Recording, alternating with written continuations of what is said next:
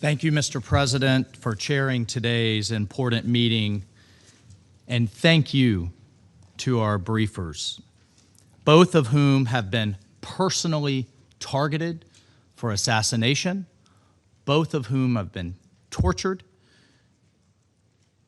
at the hands of this brutal regime. Thank you for your courage, thank you for your strength, and for coming today to speak on behalf of the Iranian people. Colleagues, let me be clear. The level of violence, the level of repression that the Iranian regime has unleashed on its own citizens, its own people, has repercussions for international peace and security. You're going to hear today that it doesn't, that it's an internal matter. Absolutely wrong and false. This demands this council's attention.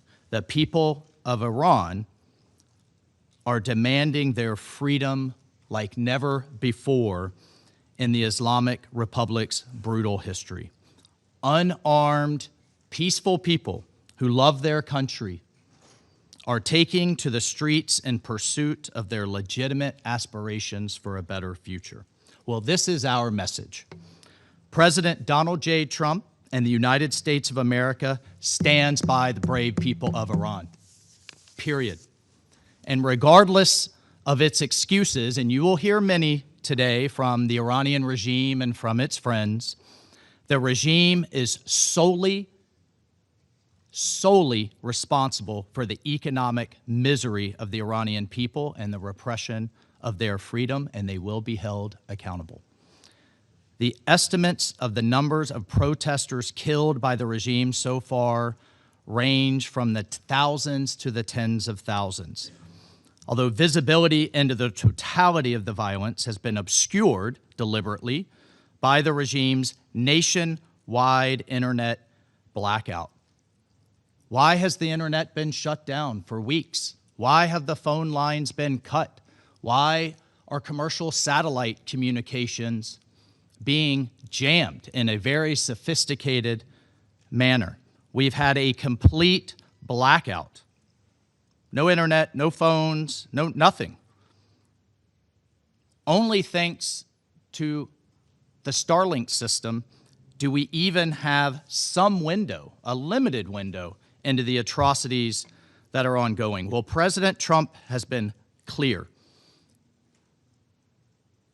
He will not, nor should the international community, tolerate innocents being slaughtered in the streets.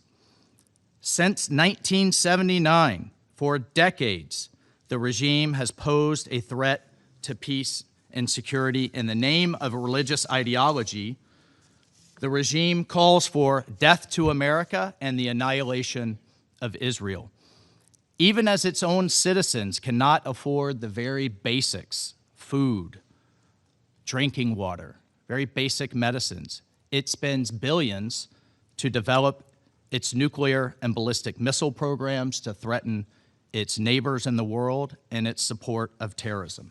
Well, from its inception, the regime has been the world's #1 state sponsor of terrorism, so declared year after year, bringing uncountable death and suffering to innocents from Beirut all the way to Buenos Aires, while its rulers have become rich off of oppression and misery meted upon the Iranian people. The Iranian regime has also been a serial human rights abuser from its very first day in power. And as you heard today, young women like Mahsa Amini have been murdered for daring to uncover their hair in public, while religious minorities have been subjected to the most severe persecution.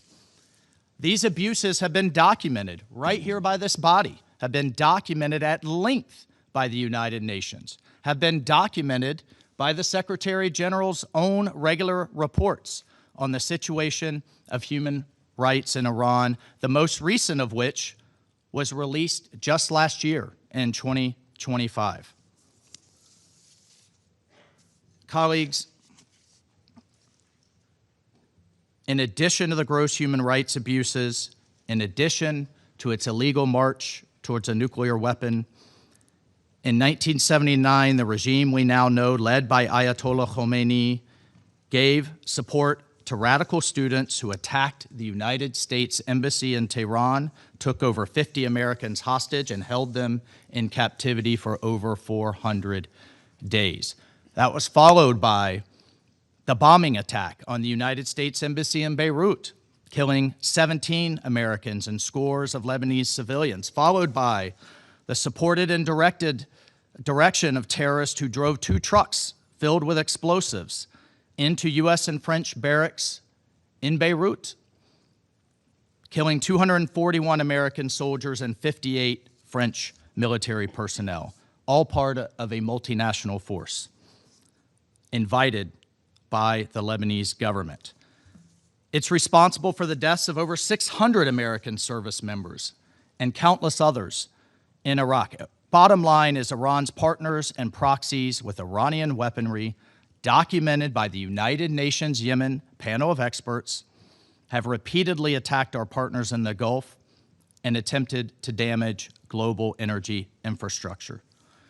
And then finally, the Iranian regime state television amplifies calls for a, quote, one-bomb solution to wipe Israel off the map, which ironically would be not only a massacre of all Israelis, but also the Palestinian people whom the regime claims to support.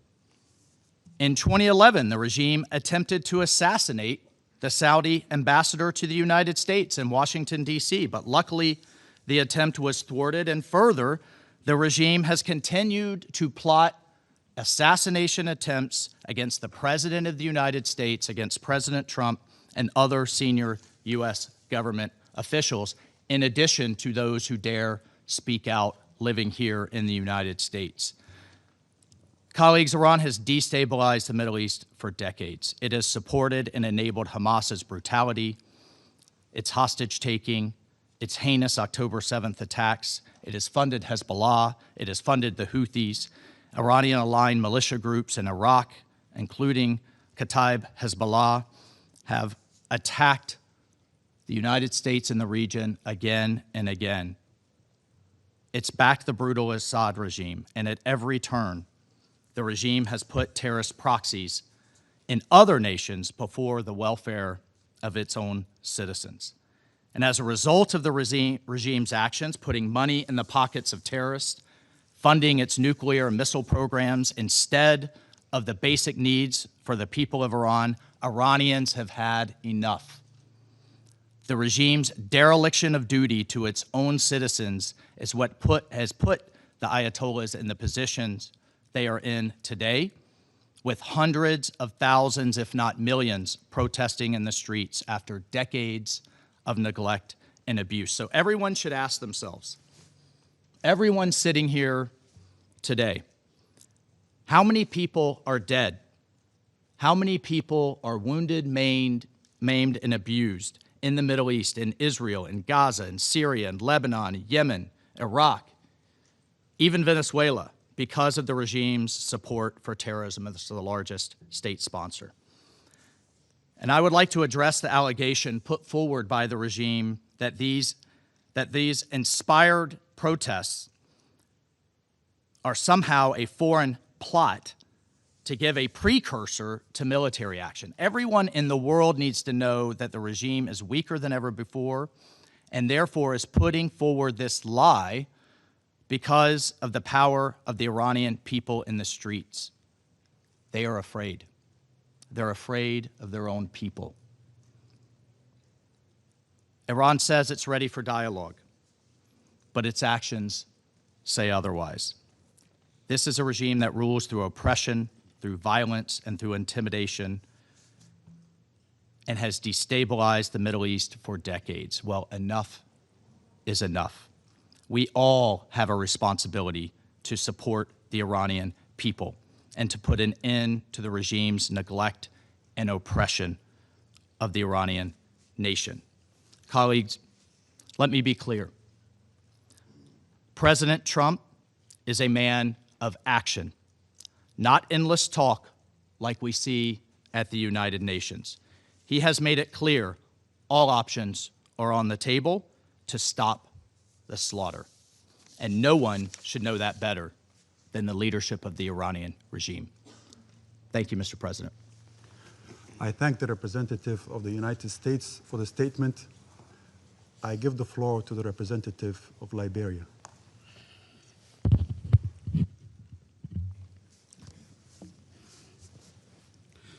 Thank you, Mr. President. I have the honor to deliver this statement on behalf of the A3 members, namely the Democratic Republic of the Congo, Somalia, and my own country, Liberia.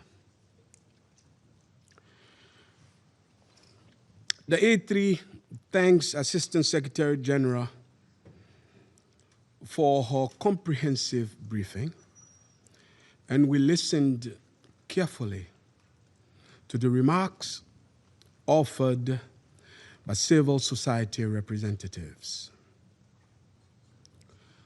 We welcome the representative of the Islamic Republic of Iran to this meeting.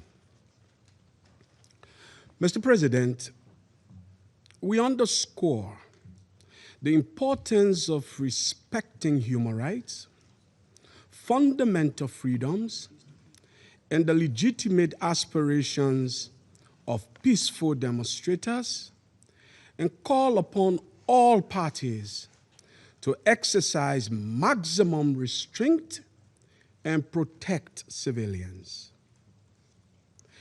The A3 notes reports of ongoing protests and demonstrations across numerous cities and provinces involving a broad cross-section of the Iranian population, including youth, women, workers, and members of minority communities. The A3 is concerned by reports that the reaction to the protests and demonstrations has led to a significant number of deaths, arrests, and destruction of properties. Reports of the use of excessive force, including live ammunition and raids on hospitals, are alarming and unacceptable.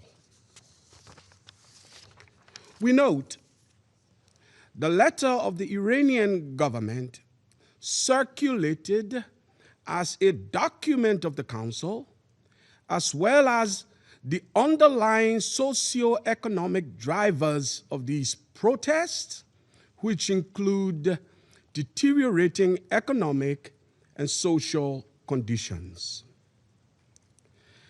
The A3 recognizes that each country bears primary responsibility for addressing its internal issues through its own constitutional processes, other legal frameworks, and national institutions. However, we underscore the primacy of the Charter of the United Nations and relevant international obligations, and emphasize that the protection of civilians must remain paramount under all circumstances. The A3 believes that dialogue, inclusivity, and genuine engagement are essential tools for addressing tensions and grievances in a peaceful and sustainable manner in every society.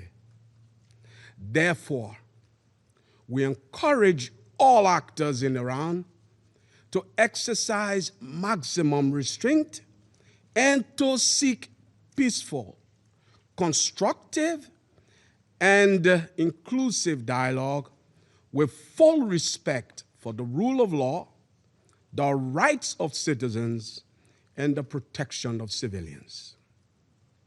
Mr. President, the A3 emphasizes the necessity to respect the sovereignty and territorial integrity of Iran and feels compelled to remind